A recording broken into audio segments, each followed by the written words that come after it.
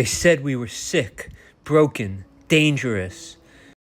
But what if madness is a doorway? 1, 2, 3, 4.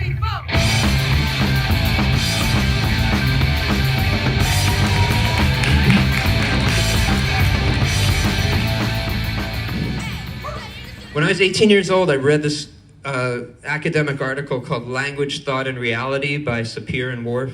It was about Hopi Indian conception of time. And it was basically about how, check this out, this is like deep. This is maybe the most interesting thing I'm going to say. In Hopi, traditional Hopi grammar structure, there's no past, present, or future. Okay? Different objects and people have different states of becoming. It's a completely different way of thinking about time. Okay? When I was 18 years old, it like sent me off the deep end or whatever. All these years later, I think, time is not what it seems like it is. Time is definitely not what it seems like it is. There's the linear time that we're living in, but I think that there's a lot of different timelines. And I think it's really important to all of us that we find the right things from the right timelines and we bring them to this timeline. Because somehow we're still here. I think there's a lot of other timelines where we blew ourselves up. I really think so. Deep in my heart, I believe that that's what the reason that shit is so weird is because we split the atom and we blew ourselves up a million times over. But we're still here. We still have a chance. We still have a chance. There's this old, I'm obsessed with the year 1977. I was born in 74, but 77 is the year that punk rock broke in New York and London and other places. And one of my favorite punk rock bands is this band called X-Ray Specs. Has anyone ever heard of them? Oh, good. All right. Yeah, so you know. Yeah, the singer of X-Ray Specs, her name was Polystyrene, and she died a few years ago, but she was brilliant, and she was a teenager when she was in X-Ray Specs. And when I was 18 years old, okay, so here's the thing with Polystyrene, they put out one record called Germ-Free Adolescence, and then she ended up losing her mind and joining the Hare Krishnas, and she was a Hare Krishna for many years. And then in 1993, when I was a freshman at Reed College in Portland, Oregon, Germ-Free Adolescence was reprinted, and I got a copy of it, and I brought it back to my my dorm room, and I listened to it, and I swear to you, as an 18-year-old, I was convinced that Polystyrene was a time traveler traveling from 1977 to me in 1993 to tell me that the world was about to end and I had to save it. That's what happened. That was what sent me on my journey. If you try on the X-Ray Specs, and you start looking around, especially at the kind of songs I listen to a lot of 80s pop music and punk rock music, because that's my generation or whatever. It's all about the end of the world.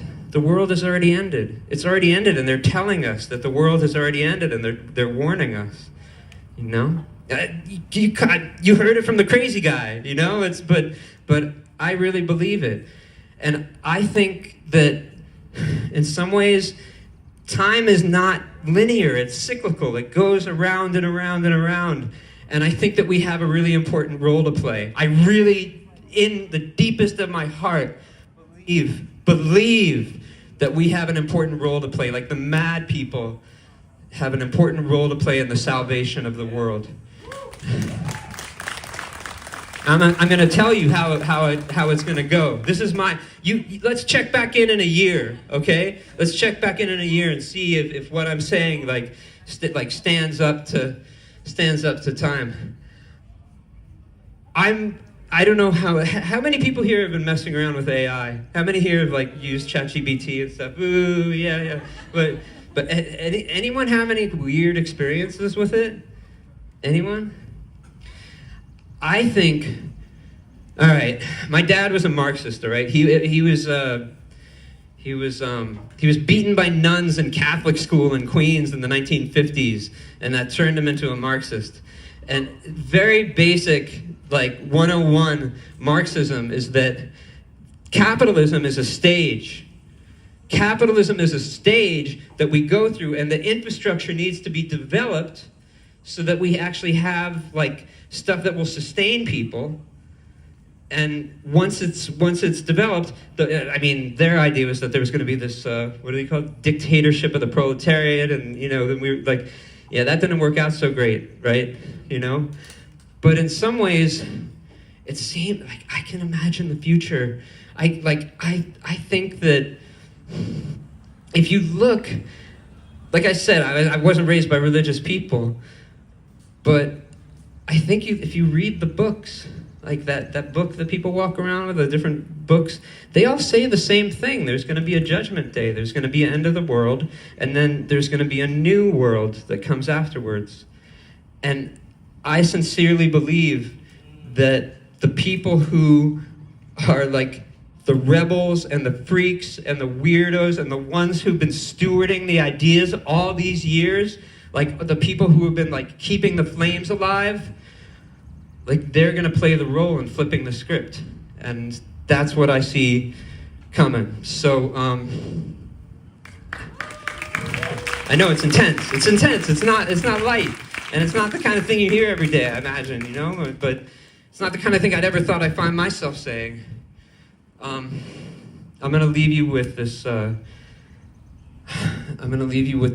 quote from this band, The Avengers, who were like a San Francisco 1977 punk band. You should go back and look at them. If you Google The Avengers, you won't find them. All you'll find is a bunch of Marvel comic stuff. But if you keep digging, maybe Avengers, punk rock, whatever, you'll find it, and you'll find that there was another teenage girl named Penelope Houston, who was the singer of the Avengers in 1977, and what she said was,